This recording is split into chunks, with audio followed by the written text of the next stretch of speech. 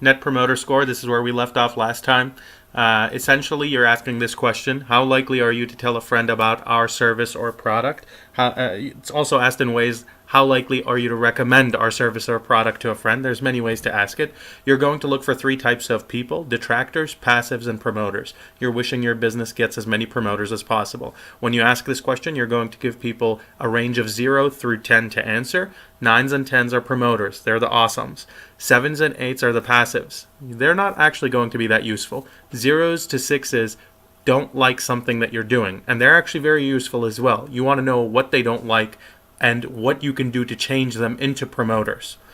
The Net Promoter Score is a range between negative 100 to 100 because it is your percentage of promoters minus your percentage of detractors. So if 100% of the people that you surveyed were between 0 and 6s on the response, you're going to be negative 100. If 100% of people who you surveyed were 9s and 10s, you have an awesome business, number one. And in addition to that, you have a 100% score. Here's a nice example where we see that promoters are 75% of the people who are surveyed, passives are 15% of the surveyees, and then detractors are 10% of those who were surveyed.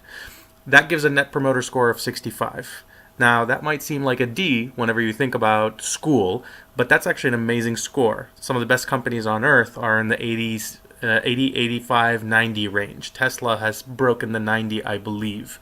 So this is a nice way to take a look at why you really care about your promoters and you really want to convert and better understand why there are detractors. Your y-axis is your customer lifetime value, your CLV, and you see that with the detractors, you have economic penalties. You have the initial customer base value. They might have bought something from you. You had a cost to acquire them. You have the cost to serve them, but their annual spend is very low and they have negative word of mouth. They're telling people something bad about your company. Whereas your promoters have an initial customer base value that is buying something from you. Their cost to acquire them is going to be very low because they love your product. Their cost to serve is going to probably be very low. Their annual spend is going to be very high, and they're going to generate organic growth through a positive word of mouth. Remember, learn from your detractors. Survey them. Ask them why they didn't like what worked out. And survey your promoters. Find out why they love your product so much.